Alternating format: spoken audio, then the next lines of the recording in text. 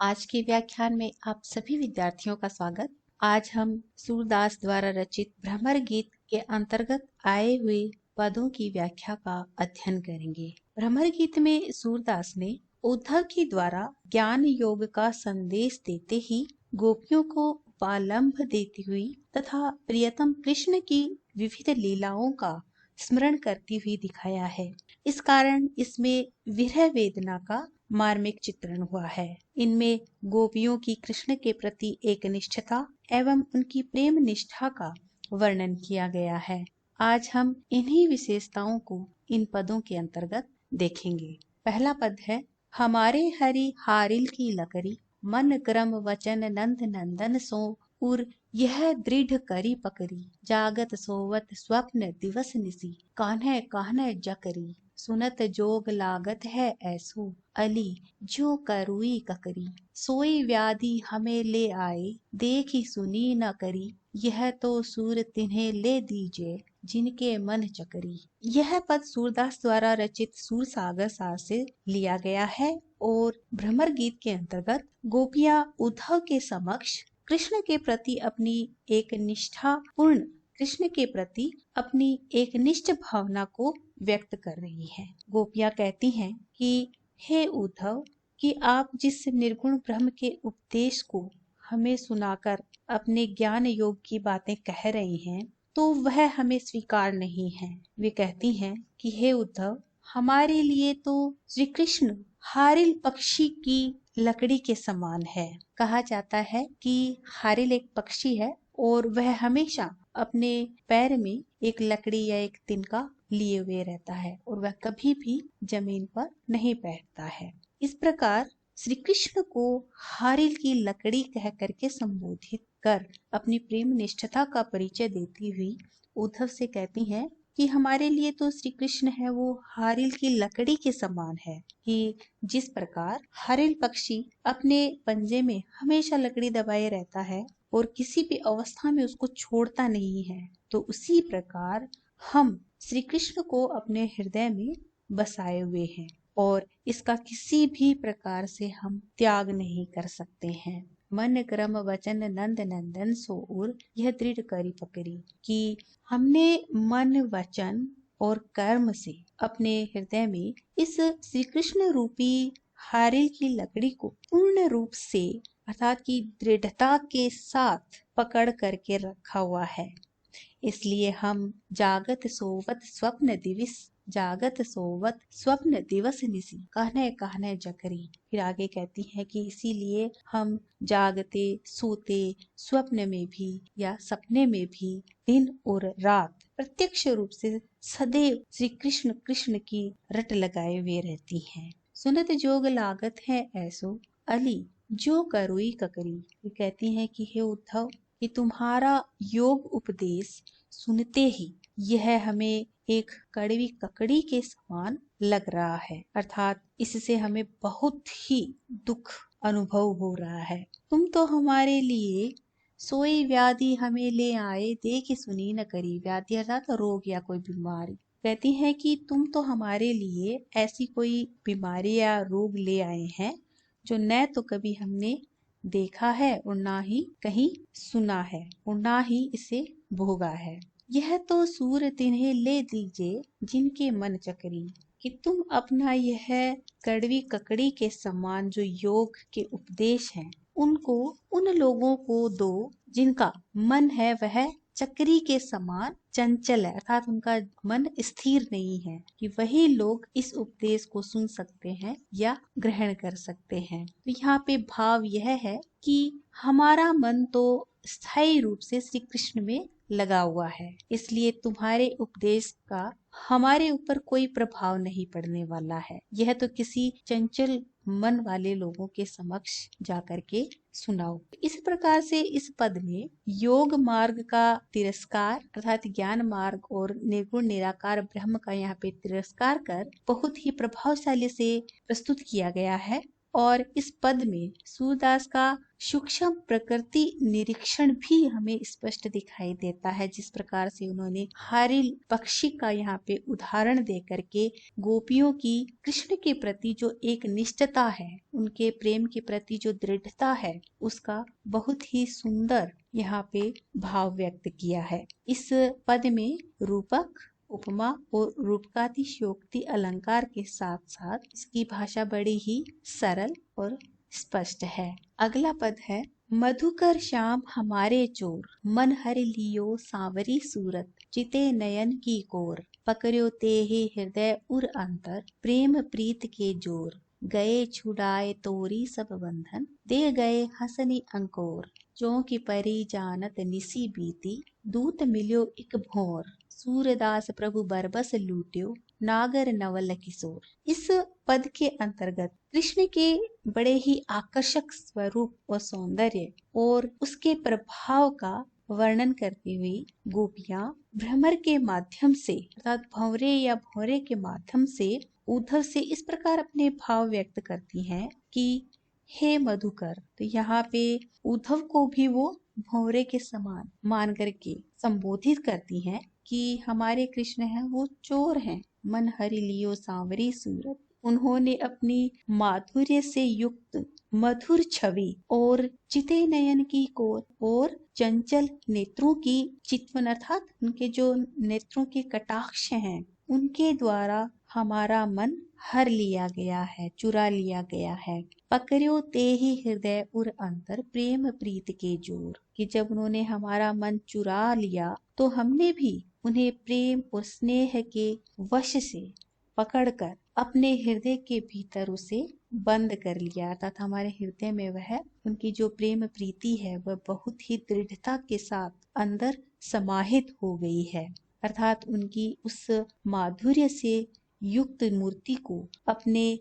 हृदय में दृढ़ता के साथ हमने बिठा लिया है। लेकिन गए छुड़ाए तोरी सब बंधन, दे गए हसनी अंकोर। ये कहती हैं कि हमने बड़ी दृढ़ता के साथ उनकी माधुर्य से युक्त, उनके सौंदर्य से युक्त जो छवि है उसको हमारे हृदय में हमने स्थापित कर लिया है, लेकिन वे हमसे बहुत ही चतुर और शक्तिशाली निकली। यहाँ पे वो आक्षेप करते हुए कहती हैं गोपियां उद्धव को कि बड़े चतुर और शक्तिशाली निकले श्री कृष्ण, जो कि हमारे प्रेम और स्नेह के सारे बंधनों को छोड़कर स्वयं को हमारे बंधन से मुक्त करा लिया, छुड़ाकर चले गए और उसके बदले में हमें हंसनी अंकोर, अंकोर का अर्थ होता है भेंट स्वरूप। कहती है कि वो खुद तो ना हमारे स्वयं को तो हमारे बंधन से छुड़ा कर ले गए और उसके बदले में हमें भेंट स्वरूप दे गए हंसनी अंकोर, अर्थात कि उन्होंने अपनी मंद मुस्कान हमें देकर चले गए। अर्थात उन्होंने हमारे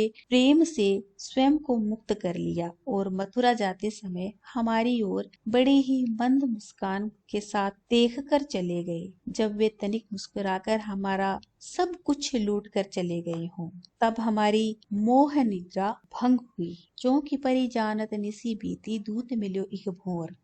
कि जैसे ही ऐसे लगा कि तब हमारी जो मोह उनके प्रति जो प्रेम में हम अंधी हो गई हैं, हमारी सुध-बुध खो गई है। लेकिन जब हमें होश आया तो जैसे ही रात्रि बीती और प्रातःकाल हुआ तो हमने क्या देखा कि एक दूत मिलो एक भोर, कि दूत के रूप में एक भौरा, अर्थात यहाँ पे उद्धव को भौरा कहकर के संबोधित करती है। कहती है कि एक उद्धव अर्थात एक दूत के हमें दर्शन हुए, जो सूरदास प्रभु बरबस लूट्यो, नागर नवल किशोर। तो सूरदास इस तरह से वर्णन करते हैं कि श्री कृष्ण की याद को भी छीनने के लिए मानो उद्धव है वो दूत के रूप में यहाँ पर चले आए हैं। तो इस तरह से वर्णन करते हुए कहते हैं सूरदास कि गोपियां कहती हैं कि उन चतुर और बड़े ही शक्तिशाली और बड़े ही आकर्षक सौंदर्य की छवि स्वरूप जो श्री कृष्ण है, वो श्री कृष्ण ने हमें हर तरह से लूट करके विवश कर दिया है। यहाँ पे नागर नवल किशोर चतुर श्री कृष्ण के लिए संबोधित किया है। तो गोपियां कृष्ण की जो मंद मुस्कान है, उस मुस्कान को जिसने उन्हें मोहित कर रखा है, तो चोर की छल भरी मुस्कान सिद्ध करना चाह रही हैं। इस पद में अनुप्रास और रूपक अलंकार का सहज ही वर्णन किया गया है। अगला पद है देखियत या लखियत शब्द आता है यहाँ पे इस पद के अंतर्गत, पर अर्थ में कोई अंतर नहीं आता है। लखियत या देखियत कालिंदी अतिकारी अहो पथिक कहियो उन हरिसो भयो बिरह जुर जारी गिरी प्रजंक ते गिरती धरनी धसी तरंग तरफ तन भारी तट बारु उपचार चूर जलपूर प्रस्वेद पनारी बिगलित कच कुस कांस कूल पर पंक जुका जल सारी भोर भ्रमत अति फिरति भ्रमति गति निसी दिन दीन दुखारी निसी दिन चकई पियजू रटती है भई मनो अनुहारी सूरदास प्रभु जो जमुना गति सो गति भई हमारी। इस पद में गोपियों की विरह दशा का वर्णन यमुना के रूपक के द्वारा प्रस्तुत किया गया है। इसमें गोपियों का विरह संदेश भी प्रकट हुआ है। गोपियां किसी पथिक अथवा उद्धव से कहती हैं कि देखिए कालिंदी अतिकारी। गोपियां उद्धव से कहती हैं कि कालिंदी कहा गया है यमुना नदी को, कि यमुना नदी बहुत ही काली हो गई है, काली दिखाई दे रही है, कि हे पथिक तुम श्री कृष्ण के पास जाकर कह देना कहियो उन हरि सो भयो विरह जुर जारी, कि यमुना तुम्हारे विरह रूपी ज्वर में जल करके उसके ताप से संतप्त होकर अर्थात जल करके बहुत ही काली हो गई है। गिरी पर जंकते गिरती धरनी धसी तरंग तरफ तन भारी। तो यह यमुना मानो धरती रूपी पलंग पर पड़कर नीचे धसती हुई सी अपनी जो उसकी जो पानी की लहरें या तरंगे हैं उस तरंग रूपी धड़कन से व्यथित शरीर वाली सी दिखाई दे रही है। इससे इसके शरीर में जो तरंगे उठती हैं वो तरंगों रूपी जो उसकी तड़पन है वह बहुत ही बढ़ती हुई दिखाई दे रही है। इस प्रकार से विरह रूपी ज्वर का उपचार करने के लिए मानो तटवारु उपचार चूर जलपूर प्रस्वेद पनारी। यहाँ पे वर्णन किया है कि ऐसे लग रहा है मानो इसके विरह रूपी ज्वर या बुखार का उपचार करने के लिए मानो उसके तट पर जो घास और वनस्पतियां लगी हुई हैं तो ऐसे लग रहा है मानो वो कोई औषधियों का चूर्ण वहां पे दिया जा रहा हो। जलपूर प्रस्वेद पनारी। तो यहाँ पे इस प्रकार वर्णन किया है कि जल प्रवाह रूपी अर्थात यमुना में जल प्रवाह रूपी पसीने की धारा इसके शरीर से बह रही है और उसके तट पर उगे हुए जो कुछ कास मानो अर्थात घास इसके बिखरे हुए बाल हैं और इसमें जो कीचड़ है वह मानो बिखरा हुआ काजल है, जिससे इसकी जल राशि रूपी साड़ी अर्थात वस्त्र है वह मैला हो गया है। भोर भ्रमत अति फिरति भ्रमित गति निशिदिन दीन दुखारी, कि इसके ऊपर जो भंवरे मंडरा रहे हैं, भंवरे भ्रमत अर्थात भंवरे भ्रमण कर रहे हैं, अति फिरति भ्रमित गति कि मानो इसकी व्यथित बुद्धि को चारों ओर वो घुमा रहे हैं, अर्थात कि जो विरह रूपी जो ज्वर है इससे उनकी जो बुद्धि है वो भ्रमित हो गई है और उसके कारण वह व्यथित अंगों वाली होकर एक विरहिणी सी भटक रही है। इस तरह से कालिंदी को एक विरहिणी नायिका के रूपक के माध्यम से यहाँ पे विचार व्यक्त किए गए हैं कि यह निशिदिन चकई पियजू रटती है भई मानो अनुहारी। अनुहारी अर्थात व्यथित होकर के निवेदन करना।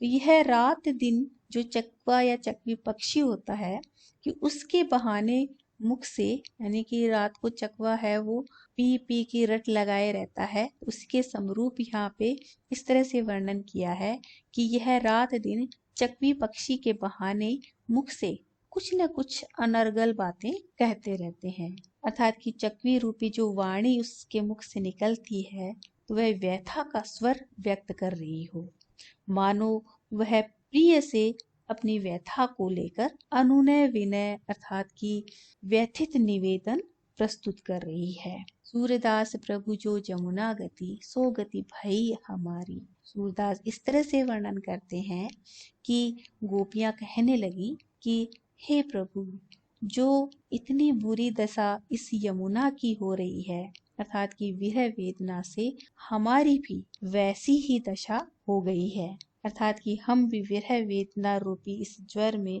अत्यधिक जलकर व्यथित हैं। विरह ज्वर से शरीर है वह काला पड़ जाता है और हृदय की धड़कनें बढ़ जाती हैं और विरहित प्राणी कृष्यकाय होकर के पलंग पर ही पड़ा रहता है और उसके वस्त्र हैं वो मैले कुचेले हो जाते हैं और उनकी मति है वो भ्रमित हो जाती है। इस तरह से कितनी ही दशाएं यहाँ पे व्यक्त की गई हैं। उन्हें यमुना के रूपक के द्वारा गोपियों के विरह की यहाँ पे संताप से आरोपित किया गया है।